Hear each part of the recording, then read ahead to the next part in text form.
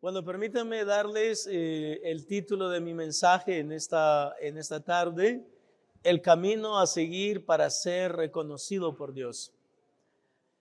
En este texto bíblico, en el que vamos a estar abordando hoy, Filipenses 2, 19 al 30, el apóstol Pablo, siendo guiado por el Espíritu Santo, reconoce de manera individual a dos hombres de Dios con cualidades especiales. Uno tiene un nombre tal vez más conocido o más popular y es Timoteo. El segundo no es un nombre que la mayoría de ustedes están familiarizados con él y lo vamos a estar mirando en un minuto. Estos hombres, no obstante, poseían el tipo de cualidades que Dios reconoce y que desea que nosotros los cristianos imitemos. Qué hermoso saber, hermanos, de que el trabajo en la obra de Dios no es en vano. Nuestro trabajo, nuestro interés, nuestra entrega, nuestro tesón en el servicio de la obra del Señor no pasan por desapercibidos. En este día estaré compartiendo 3 cosas que debemos hacer para andar en el camino que nos lleva a ser reconocidos por Dios. Lamentablemente muchas personas buscan el reconocimiento de los hombres, pero en esta tarde a mí me gustaría convencerle de que realmente no importa tanto que te reconozcan los hombres. Lo más importante es que Dios te reconozca. Y cuando digo que te reconozca, es que Dios se da cuenta de que tú eres una persona que le sirves a Él, que le sirves con integridad, que le sirves con interés. No con interés, pero con interés. Que estás dispuesto a hacer lo que sea necesario para expandir la obra del Señor aquí en la tierra. Bueno, ¿qué podemos hacer entonces para ser reconocidos por Dios? Primero, para ser reconocidos por Dios debemos ser diferentes a los demás.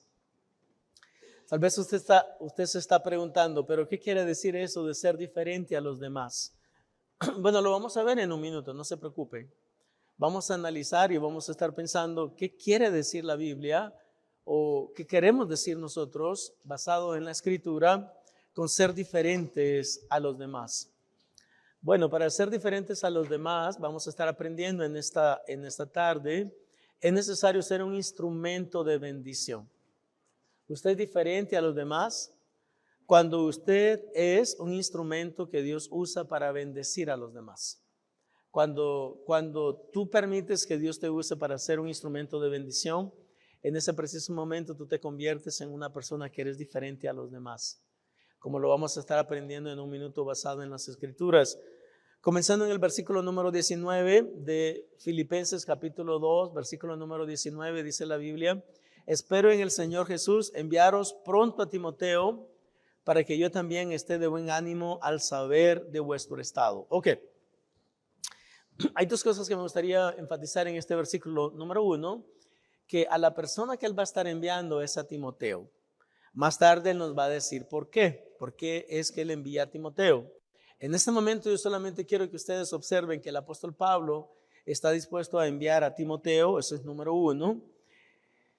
Y número 2, que una de las cosas que le van a animar a él es saber cómo está la iglesia. ¿Cómo están los hermanos de la iglesia? ¿Qué está pasando en la congregación? ¿Qué cosas buenas están sucediendo? ¿Qué cosas no tan buenas están sucediendo? Pero quiere saber qué es lo que está pasando en la congregación. Hermanos, para ser reconocidos por Dios, como ya lo he mencionado, debemos ser diferentes a los demás. Note que es necesario distinguirse de los demás en el servicio. Versículo número 20, pues a ninguno tengo del mismo ánimo y que tan sinceramente se interese por vosotros, porque todos buscan lo suyo propio, no lo que es de Cristo Jesús. Timoteo era diferente. La mayoría de personas, dice el apóstol Pablo, siempre están pensando en lo que les conviene a ellos, en lo que es de beneficio para ellos, qué es lo que a mí me conviene, qué es lo que yo voy a sacar de esto. Pero Timoteo no era así. Timoteo estaba interesado en saber, cómo puedo bendecir tu vida, cómo puedo ayudarte a salir adelante, cómo tú puedes ser una mejor persona. Y ese era el énfasis fundamental de Timoteo. Es necesario, hermanos, convertirnos en personas que servimos a los demás. Versículo número 22, pero ya conocéis los méritos de él, que como hijo a padre ha servido conmigo en el evangelio. Así que a este espero enviaros luego que yo vea cómo van mis asuntos, y confío en el Señor, dice el texto, que yo también iré pronto a vosotros. Una de las cosas que quedan claras en este pasaje bíblico es que Timoteo era diferente a los demás. Y ese es mi primer punto en esta tarde. Si usted quiere ser reconocido por Dios, entonces lo primero que debemos hacer es asegurarnos que somos distintos a los demás. Distintos no quiere decir de que seamos extraños o que seamos raros, sino personas que nos distinguimos tal vez, o que se distingue por el servicio, por la entrega, por el interés a los demás, pero no con el objetivo de sacar ganancia deshonesta, sino con el objetivo genuino de ser de bendición para los demás. Entonces, primero, para ser reconocidos por Dios debemos ser diferentes a los demás. Segundo, para ser reconocidos por Dios debemos ministrar al pueblo de Dios. Ministrar al pueblo de Dios. La palabra ministrar en la Biblia y en el lenguaje bíblico se refiere a las personas que ayudan, a las personas que trabajan. La idea es, hermano, de que todos somos ministros. Todos deberíamos de tener algún tipo de ministerio. O sea, ¿en qué usted está ayudando? Ese es su ministerio. Los ministros son las personas que ayudan, son las personas que cooperan. Cuando alguien le dice a usted, tú eres un ministro, la mayoría de nosotros podríamos decir, no, yo no soy ministro, yo soy hermano de la iglesia. Pero Dios quiere que seamos ministros. Dios quiere que ministremos, Dios quiere que ayudemos, Dios quiere que cooperemos. Dios no quiere que simplemente estemos, ¿verdad?, como dicen popularmente, calentando bancas sin contribuir. Ahora, les recuerdo nuevamente que hay una gran gama o una gran variedad de maneras que usted puede ministrar.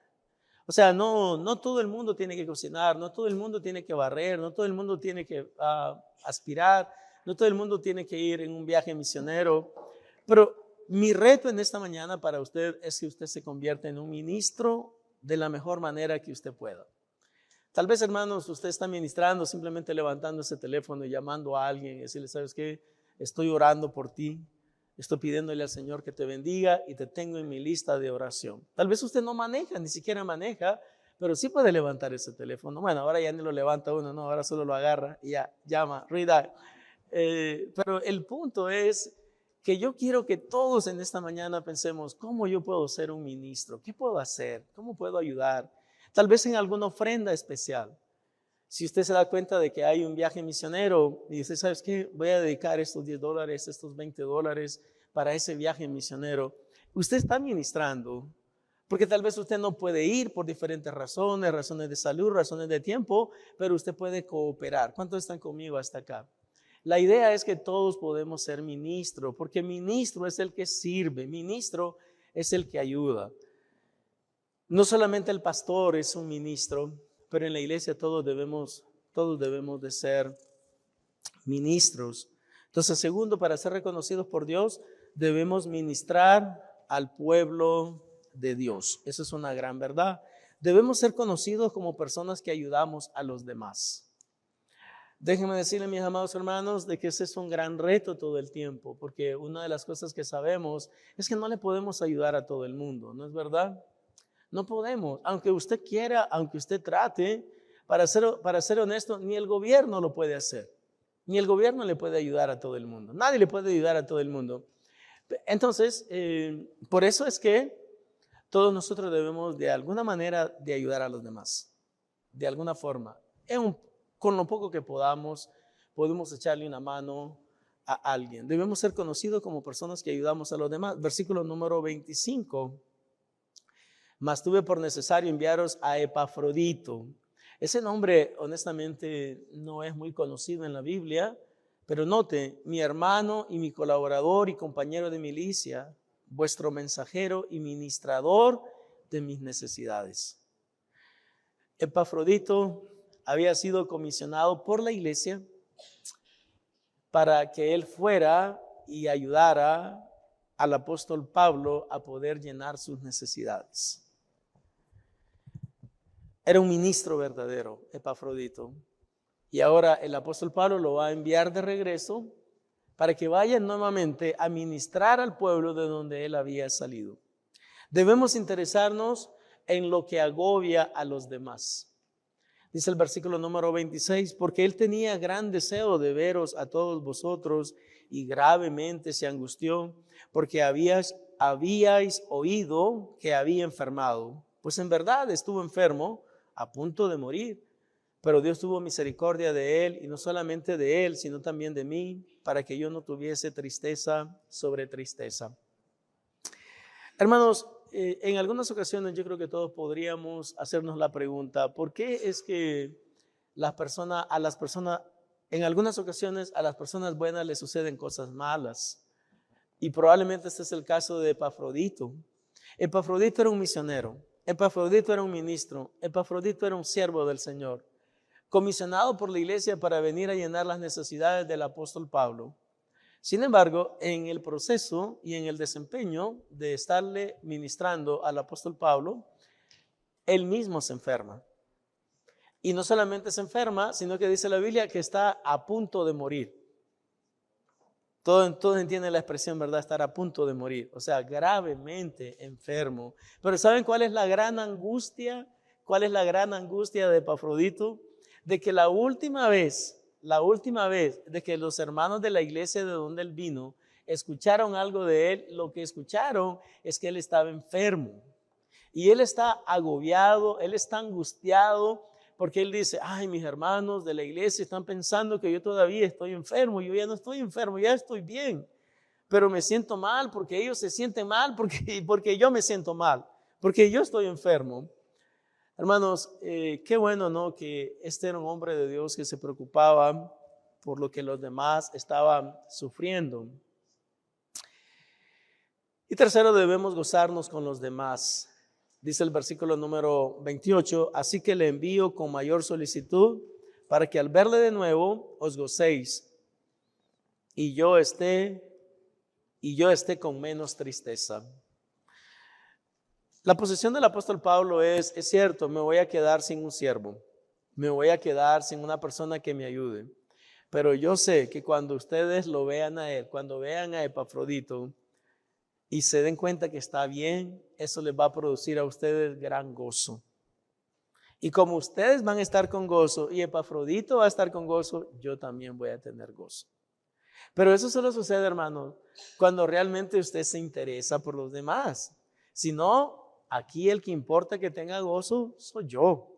Así que Epafrodito se queda conmigo, porque ustedes me lo mandaron de todas maneras para que me sirviera. Así que yo no lo estoy enviando de regreso. Pero así piensa la persona, obviamente, que solamente piensa en él mismo o en ella misma. No el apóstol Pablo. El apóstol Pablo llega a concluir, yo sé que ustedes están preocupados, le escribe a la iglesia, yo sé que Epafrodito está preocupado y por eso lo voy a mandar a él. Porque cuando ustedes lo vean, se van a alegrar.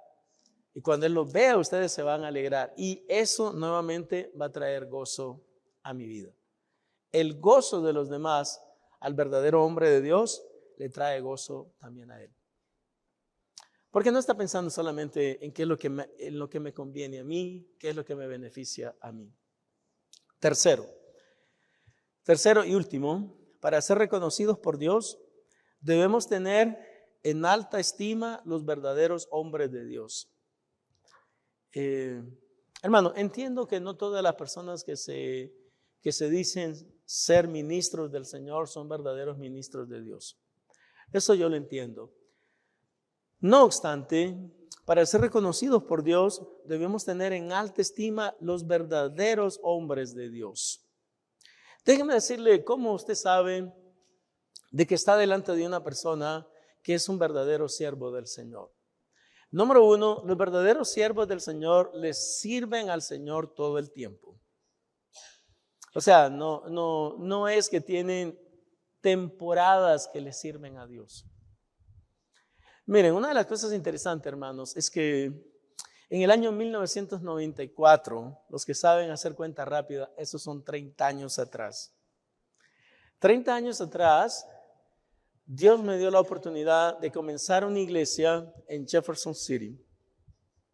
Esa iglesia todavía está ahí. Probablemente de las personas que comenzaron ya no hay muchas.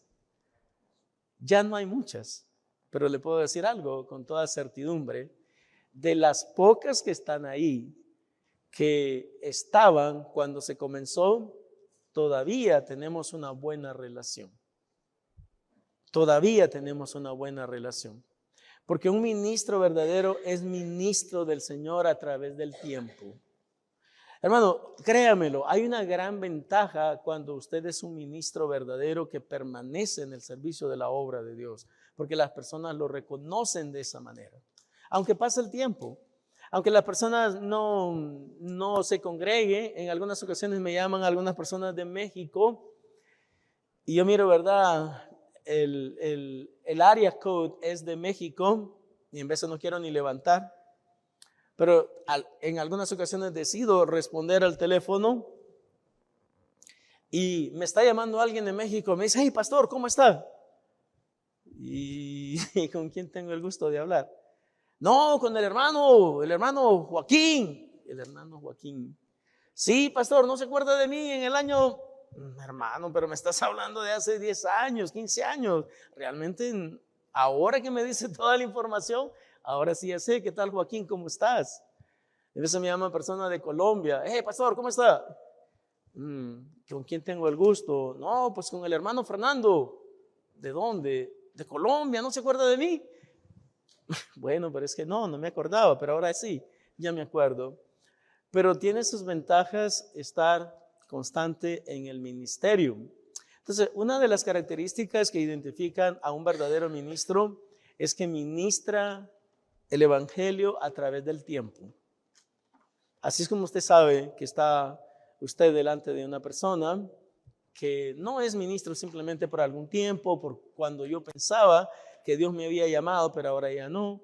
O sea, es un verdadero ministro. Entonces, debemos estimarlos, dice la Biblia, recibiéndolos con alegría. Versículo número 29. Recibidle pues en el Señor con todo gozo y tened, ¿qué dice? En estima a los que son como Él. Así que déjeme decirle, si usted es como Epafrodito, dice la Biblia que tenemos que tenerlo en alta estima. Tenemos que estimarlo. Tenemos que reconocerlo. No voy a mencionar nombres, pero los que saben la historia saben a quién me estoy refiriendo. En una ocasión estaba en una clase, o mejor dicho, en un estudio bíblico, en un hogar, y el libro de Gálatas, capítulo número 6, si no mal recuerdo, yo creo que es Gálatas 6:20 o algo así. Después lo pueden ir a ver ustedes porque no lo tengo aquí en mis notas. Pero en el libro de Gálatas, capítulo número 6, dice la Biblia, ustedes que son enseñados en la palabra, deben hacer partícipes de toda cosa buena al que les instruye o al que les enseña. Y estaba con el hermano y le dije, ¿te fijas? Aquí dice esta palabra de que tú me tienes que a mí hacer partícipe de toda cosa buena. Buena comida, buen café, buen café. Y me dijo el hermano, por el acento ya van a saber de dónde. Ven acá, chico, me dijo. Tú dices que esta palabra dice aquí Gálatas de que yo te tengo que dar café a ti, y que te tengo que dar boniato y que te tengo que dar esto y lo otro. Sí, le dije, no la estás leyendo. Ustedes que son enseñados en la palabra deben hacer partícipes de toda cosa buena al que les enseña, dice el texto. Ven acá, chico, me dijo, pero si tú no me enseñas nada a mí, así que yo no te estoy dando nada. La realidad, amados hermanos, es que sí debemos considerar a esas personas que nos enseñen, a esas personas que nos ministran. Dice la Biblia que tenemos que tenerlos en estima. ¿Cuánto entiende la palabra tener en estima a algo? Que lo consideras de manera especial. Lo consideras de manera especial porque te está instruyendo, te está enseñando, te está dirigiendo.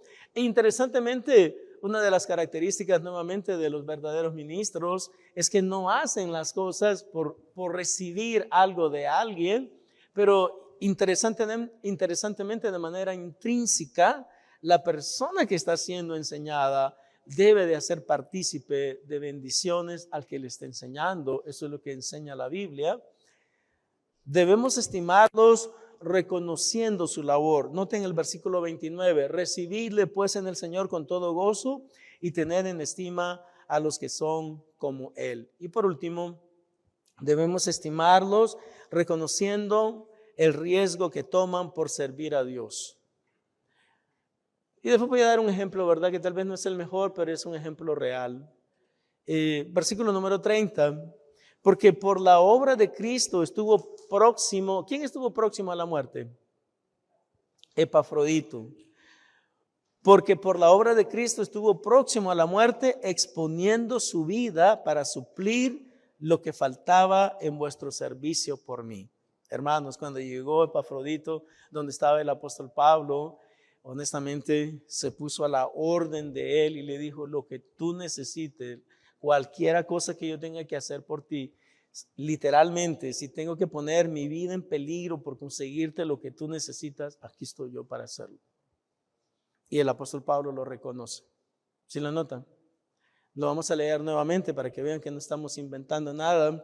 Porque por la obra de Cristo estuvo próximo a la muerte, exponiendo su vida. Note por qué él expuso su vida, exponiendo su vida para suplir o suministrar lo que faltaba en vuestro servicio por mí. ¿Qué necesitas, apóstol? ¿Qué necesitas, hermano Pablo? Porque yo estoy dispuesto a hacerlo por ti y para ti. Hermanos, déjenme darle algunos puntos de conclusión y aplicación. Miren, lo que voy a decir, algunas cosas honestamente son muy prácticas. Y lo primero que quiero decir es que probablemente en el ministerio y en nuestra labor de servir a los demás, algunas veces podríamos sentirnos que las personas no reconocen nuestro trabajo, ¿no es verdad? ¿Alguna vez se ha sentido usted así? De que mientras más hace por alguien, esa persona más quiere que usted haga por él. Y lo peor, como ya lo he mencionado, en realidad tal vez usted podría pensar en algunas ocasiones de que las personas ni siquiera son agradecidas por lo que usted hace por ellos. ¿Ya ha sucedido alguna vez? Que usted hace mucho por alguien y después la persona ni gracias le dice. O sea, se va y ni siquiera le dijo: hey, muchas gracias, como decimos popularmente, muchas gracias, perro, por todo lo que hiciste por mí. No, simplemente se va. Y no reconocen nada, ¿verdad? La obra que usted ha realizado. Hermano, déjeme decirle que esto podría producir un sentimiento, podría producir en usted y en mí un sentimiento de cesar de cooperar o ayudar a los demás. ¿Sí están conmigo? O sea, cuando en inglés dicen que si me la haces una vez, entonces fue mi culpa. Pero si me la haces una vez, ¿saben la expresión hacértela una vez? Ok. Si me la haces una vez, es tu culpa. Si me la haces 2 veces, es mi culpa.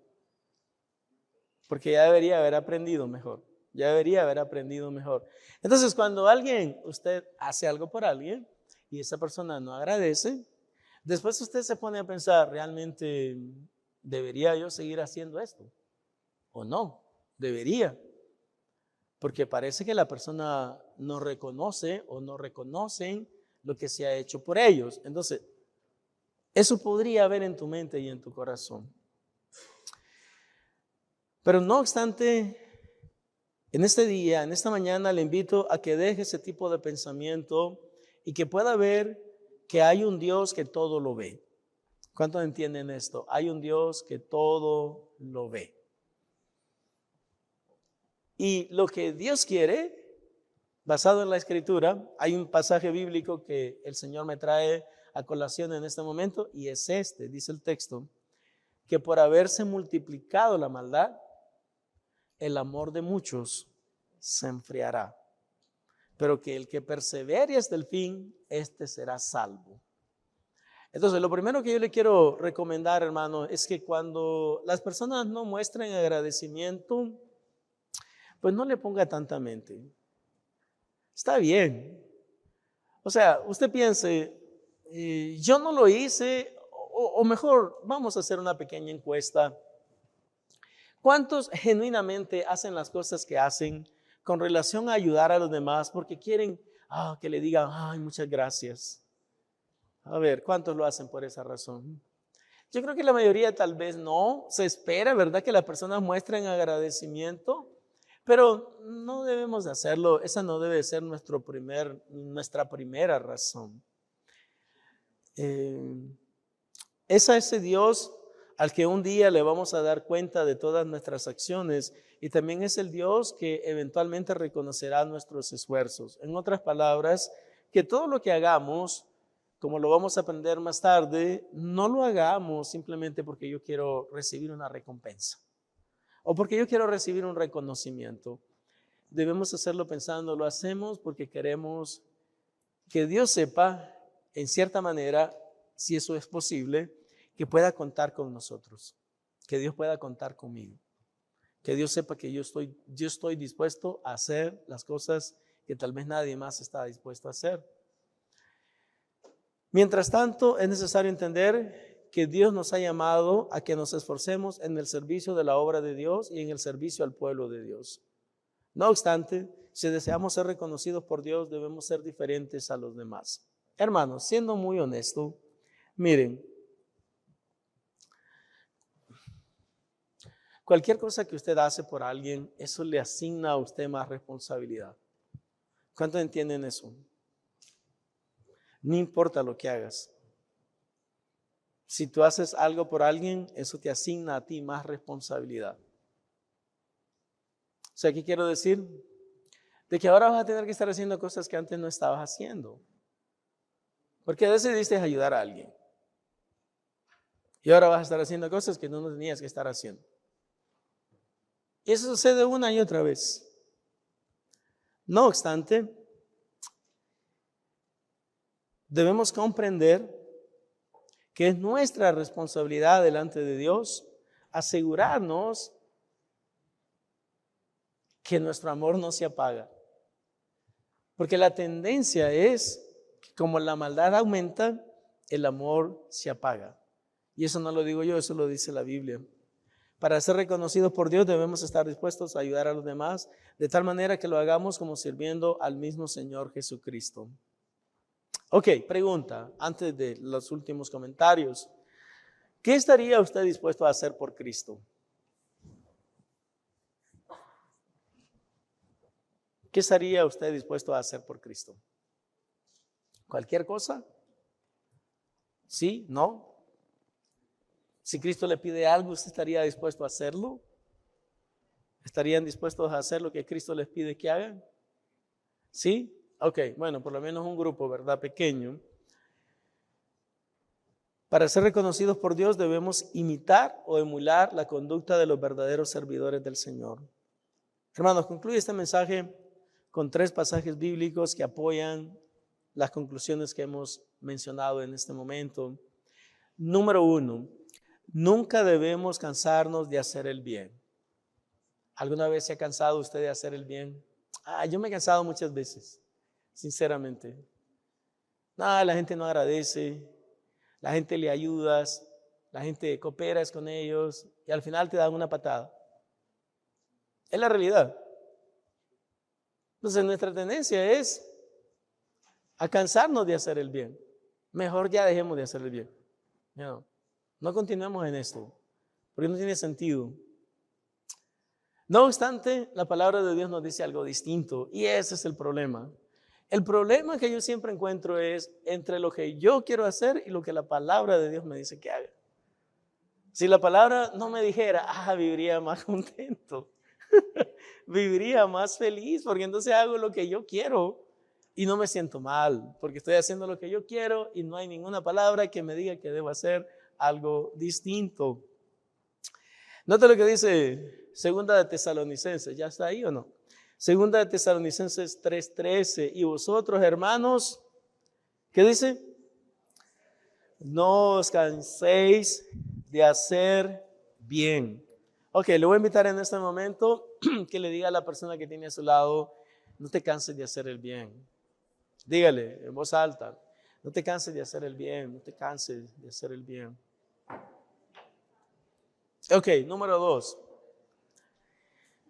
Ok, número 2. ¿Ya le dijeron a la persona o todavía le están diciendo? Okay. Es que no escucha esta gente, desobedientes. Ok, número 2.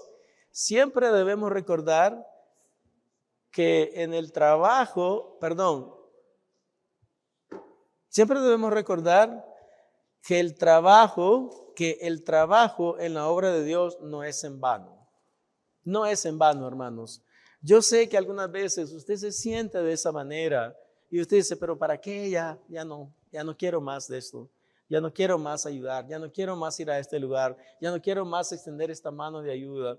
Pero entienda usted nuevamente de que la obra en el Señor no es en vano. Si están conmigo, no es en vano. Note lo que dice la Biblia en 1 Corintios 15:58. Así que, hermanos míos, amados, estad firmes y constantes, creciendo en la obra del Señor siempre. ¿Sabiendo qué cosa? Sabiendo que vuestro trabajo en el Señor no es en vano. Nuevamente, dígale a la persona que tiene a su lado, tu trabajo no es en vano, échale ganas. No es en vano, échale ganas. Tu ofrenda no es en vano, tu servicio no es en vano. Esos papeles que llenas no es en vano. Esos aires acondicionados que pones no es en vano. Esa water heater que instalas no es en vano. No es en vano. Dios toma cuenta de lo que tú estás haciendo. Dios toma cuenta de la obra que tú estás haciendo. Y por eso es que no es en vano. No es en vano, no es en vano porque Dios te ve. No porque los hombres te ven, pero porque Dios te ve lo que tú haces. Dios te ve la entrega, Dios te ve el esfuerzo, Dios te ve el sacrificio. Y al que le vamos a dar cuenta al final es a Él. Tercero, debemos recordar que viene un tiempo de cosechar. ¿A cuánto le gustaría cosechar? All right. Bueno, a mí me encantaría. En realidad, hermanos, Dios nos ha bendecido. La mayoría de nosotros tenemos que comer o no. Bueno, algunos tal vez no. Okay. Tenemos donde vivir, conducimos un vehículo, sea viejo, sea moderno, pero Dios nos ha bendecido, Dios nos ha prosperado. Debemos recordar que viene un tiempo de cosechar. Gálatas capítulo 6, versículo número 9. Noten, ponga atención, no os cansemos pues de hacer bien, porque a su tiempo segaremos si no desmayamos. Así que tal vez usted está a punto de recibir una gran cosecha, de recibir una gran bendición. Pero hoy estaba pensando, no, ya no más. Ya no ayudo más. Ya no coopero más. Ya no ofrendo más. Ya no diezmo más. Bueno, se perdió la bendición porque estaba a punto, ya venía. Dice la Biblia específicamente, nuevamente, así que, hermanos míos, amados, no nos cansemos pues de hacer bien, porque a su tiempo segaremos, pero hay un requisito, si no desmayamos. Sigue, hermanos, esforzándose, sigue echándole ganas, sigue sirviendo, sigue ayudando, sigue haciendo las cosas que tal vez nadie está dispuesto a hacer, y yo le digo y le garantizo que la cosecha está a la vista. Y por último, y tal vez lo más importante, debemos tener claro que todo lo que hacemos lo hacemos para Cristo. Yo siempre le he dicho desde el púlpito, la razón por la cual yo hago lo que hago no es por usted. Perdonen, sinceramente, yo no hago nada por usted. Todo lo que yo hago, lo hago pensando, ok, Cristo quiere que lo haga, y si Cristo quiere que lo haga, yo lo voy a hacer. Aunque no quiera, pero como Él es mi Señor, este es el asunto, sí, ese es el asunto. Sí, mire, es que si usted lo entiende bien, entonces todo tiene sentido. Mire, en algunas ocasiones yo no quiero hacer algunas cosas. Ya se los he dicho un sinnúmero de veces, ¿no es verdad? Yo personalmente, yo no le quiero ayudar a nadie. A nadie, sinceramente, porque eso lo único que crea es más trabajo en mi vida. Y ya tengo suficiente trabajo. Créanmelo, estoy súper ocupado. Entonces no necesito ayudarle yo no necesito ayudarle a nadie. Yo no necesito, ya tengo suficiente con lo que tengo. Pero hay un problema. Y el problema es que Cristo es mi Señor. Ese es el problema. El problema de mi vida es Cristo, que Él es mi Señor. Y entonces si Él me dice algo distinto, yo le digo, no, Señor, yo no quiero.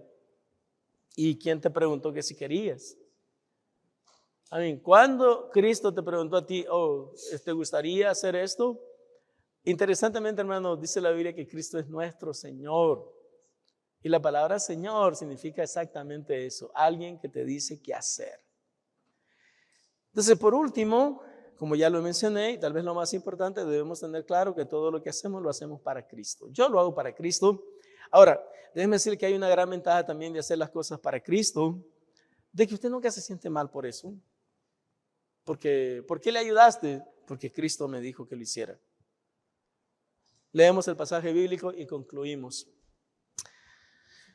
Mateo capítulo 25, espero que ustedes lo puedan ver en la pantalla porque esto es muy importante verlo. Mateo 25, 33 al 40. Ponga atención, ponga atención. Y pondrá las ovejas a su derecha. ¿A dónde va a poner a las ovejas? A su derecha. Por eso yo soy derechista y no izquierdista. Y los cabritos a su izquierda. Ok, los izquierdistas son cabritos. Versículo número 34. Entonces el rey, esto es Cristo, dirá a los de su derecha, ¿qué les va a decir? Venid, benditos de mi Padre, heredad del reino preparado para vosotros. ¿Desde cuándo? Desde la fundación del mundo. Este reino ya estaba listo para ustedes. El reino de Dios, el cielo, la plenitud del lugar donde Dios está. Porque tuve hambre, tuve hambre y me disteis de comer, tuve sed y me disteis de beber, fui forastero y me recogisteis, estuve desnudo y me cubristeis, enfermo y me visitasteis, en la cárcel y vinisteis a mí. Ahora, ponga atención porque esta es la enseñanza fundamental. Entonces los justos le responderán diciendo, Señor, ¿cuándo te vimos hambriento y te sustentamos, o sedientos y te dimos de beber? ¿Y cuándo te vimos forastero y te recogimos, o desnudo y te cubrimos? ¿O cuándo te vimos enfermo o en la cárcel y vinimos a ti? Versículo número 40. Y respondiendo el rey les dirá, de cierto os digo, que en cuanto lo hicisteis a uno de estos mis hermanos más pequeños,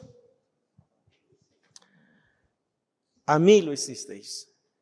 ¿Qué les parece? Bueno, cuando usted piensa de esa manera, entonces usted puede llegar a concluir de que podemos hacer muchas cosas porque no lo hacemos necesariamente por las personas, lo hacemos por Cristo y para Cristo. Y esa es la gran diferencia. La gran diferencia, honestamente, es Cristo en nosotros. Porque Él nos salva, Él nos redime, pero Él también nos dice. Y si usted quiere ser obediente, tiene que proceder de la manera que le agrada a Él. Bueno, ¿a cuánto le gustaría ser reconocidos por Dios? ¿Qué es lo que tenemos que hacer? Tenemos que ser obedientes para estar dispuestos a hacer todas aquellas cosas que Dios nos pida que hagamos. Ese es el reto.